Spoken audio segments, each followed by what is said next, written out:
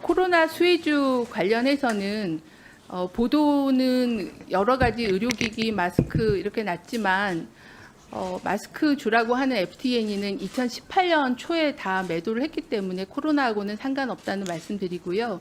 의료기기 관련해서는 보유하고 있는 게 없습니다. 아마 제가 추정하기로는 동일한 회사 이름을 잘못 의료기기 회사로 착각을 했을 거라는 그런 판단을 합니다. 그래서 의료기기 회사 관련이 없었고 말씀 주신 시젠 관련해서도 보유한 적이 없다라는 말씀을 드립니다.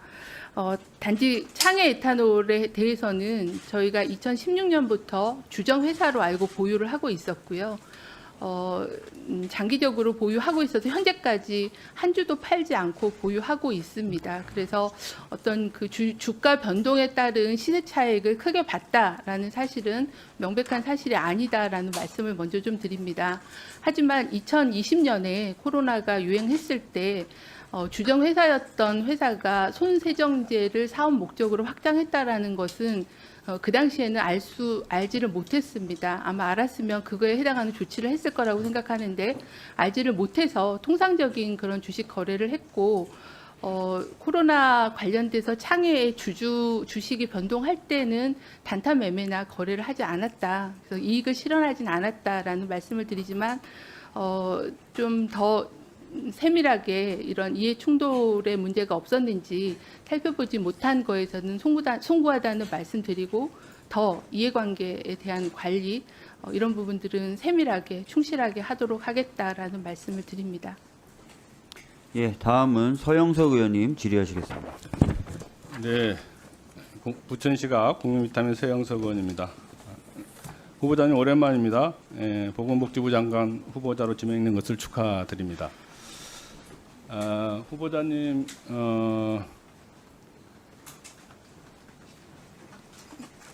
PPT 좀 띄워주시죠.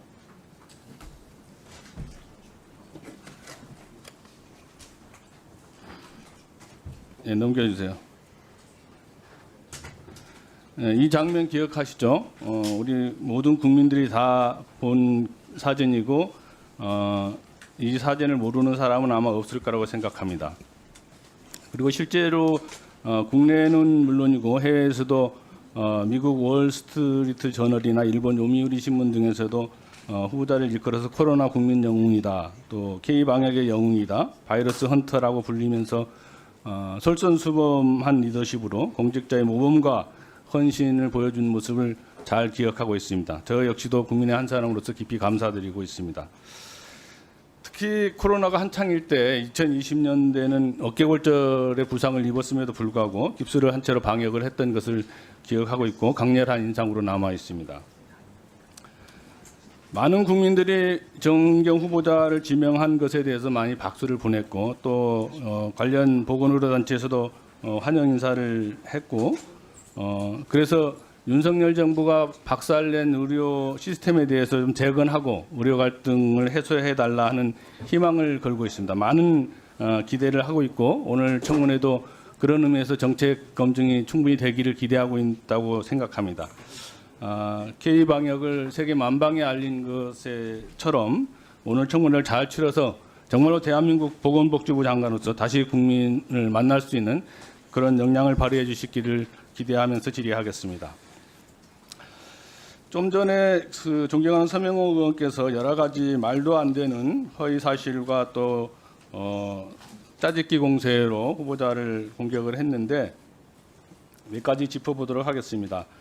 농지법 위반과 관련해서 그 홍씨 배우자가 다 경작한 게 아니냐 이렇게 얘기하는데 같은 중앙일보 인터뷰를 보면 서 씨가 수년 전에 심은 묘목을 관리하고 예초기로 밭 잡초를 제거하는 등 농사일에 익숙하다. 씨 뿌릴 때도 같이 한다. 정 후보자도 코로나19 방역으로 바빴던 시기 등을 제외하면 종종 이곳을 찾았다. 이번 대선 후에도 2번이나 왔다. 이렇게 얘기하는 것으로 보면 실질적으로 후보자가 경작을 한 것으로 보여지는데 여기에 대한 의견이 있으십니까? 그 말씀하신 그 배우자분 가족하고 저희가 공동으로 그분의 땅과 저희의 땅을 경작을 했었습니다. 이게 통상적으로 이제 농지법에 대한 위반을 문제 삼으려고 했던 걸로 보여지는데, 그러면 농지법 위반은 우리가 상식적으로 생각할 때 투기를 하거나 재산 증식의 목적으로 이렇게 삼을 때 농지법 위반이다 이렇게 얘기하는데, 실제로 농사를 짓지 않거나 또 거짓 서류를 제출하거나 부정한 방법으로 농지를 취득한 적은 없죠. 네, 그렇습니다. 그 영농계획서를 제출하고 심의를 받아서 농지를 구매를 했었습니다. 네, 그것으로 보면 후보자 가족이 직접 소유한 농지는 정상적으로 농지를 취득했고 실제 농사도 지었다, 이렇게 네. 말씀할 수 있는 거죠. 그런데 이제 그 후보자가 그동안 직접 경작을 안 했다 이렇게 계속 주장하고 있는 것은 사진에 보시는 것처럼 직접 경작을 하신 것으로 이렇게 미루어 짐작할 수 있는데, 보통의 경우는 이제 경작을 안 하면 지방자치단체에서 경작이 애부인에게 모두 이임하는 경우에는 해당 농지에 대한 처분 명령을 내리게 돼 있습니다. 그런데 이 해당 지자체로부터 이행강제금을 부과받거나 해당 농지에 대한 처분 명령을 받은 적은 없죠. 네, 처분 명령 받은 적은 없고 매년 농사를 지었었습니다. 그런 걸로 미루어 보면 실제로 후보자 배우자가 또 후보자와 함께 열심히 경작을 한 것으로 충분하게 추정할 수 있는데, 왜 지금 야당에서 이 부분에 대한 문제 제기를 하고 있다고 생각합니까? 저희가 이제 모든 농작업을 다 저희 가족만 한 게 아니라 현지 지인의 도움을 받아서 같이 공동 경작을 했기 때문에 그런 지적을 하실 수 있을 거라고 생각을 합니다. 아무래도 현지에 계시는 분이 좀 더 뭐 물 관리라거나 하는 것들을 좀 더 많이 하시게 되고, 저희는 시간이 되는 대로 그리고 또 중요한 농작업 시기에는 가서 꼭 같이 작업을 하였었습니다. 실제로 이게 농사일이라고 하는 게 실제 그 시골에서 농사를 전문적으로 하는 분들도 혼자 농사를 짓기가 어렵습니다. 네. 그렇게 되면 주변의 도움을 받아야 되고 지인의 도움을 받아서 경작을 할 수밖에 없는 거기 때문에 후보자 배우자의 경우도 전문 농협인이라고 하기는 어렵기 때문에 실질적으로 지인의 도움을 받지 않고서 농사를 지을 수가 없는 거 아니겠습니까? 그렇게 해서 실질적인 경작을 한 그것이 마치 실질 경작을 안 한 것처럼 매도하는 것은 문제가 있다 이렇게 생각을 합니다. 후보자도 그렇게 생각하십니까? 네, 저희가 이제 처음에는 농사가 좀 서툴렀기 때문에 그 동네 어르신한테도 배우고 또 같이 농사 지으신 분의 도움을 좀 많이 받았습니다. 네, 하나 더 확인하겠습니다. 청해 에탄올과 관련된 것이 마치 후보자가 그 코로나19의 특혜주처럼 이렇게 얘기하는데, 이게 2017년 7월에 질병관리본부장으로 임명이 되고 그런데 보니까 그 당시에 직무 관련성이 없다고 인사처 공직윤리위원회로부터 심사 결과를 통보받았습니다. 그렇죠? 네, 2017년 본부장 취임하면서 직무 관련성 심사를 모두 받았습니다. 그래서 본 의원이 판단해 볼 때 이게 공직윤리 업무 편람을 보니까 거기에는 사정 변경이 없는 경우에는 심사 대상이 제외된다, 이렇게 해서 후보자가 2020년 9월에 질병관리청장으로 취임할 때 여기에 대한 되면 심사를 받지 않은 것으로 이렇게 추정해 볼 수 있는데 맞습니까?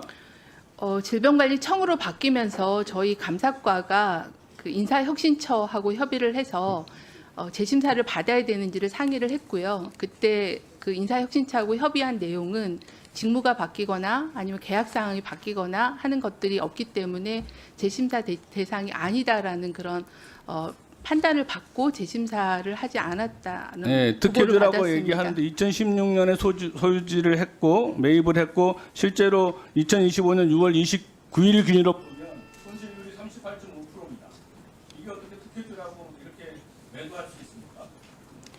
네, 저희가 창해 에탄올 관련해서는 그 2016년부터 1년에 한 1,000주 정도씩 계속 장기 보유했던 주식이었고, 아무래도 배당이 있어서 이제 그걸 구매했다라고 저는 들었는데 그 한 주도 팔지 않았기 때문에 이런 주식의 그 시세에 따른 단타 매매나 이런 걸 하지 않았고 또 이득을 실현한 바가 없다는 그런 말씀을 다시 한번 올립니다. 인사처 공직윤리위원회가 심사를 해서 직무 연관성이 없다고 하는 것을 명확하게 해줬고 거기에 따라서 공직자가 공직자로 후보자가 이에 대해서 행위를 한 것에 불과한 것이 마치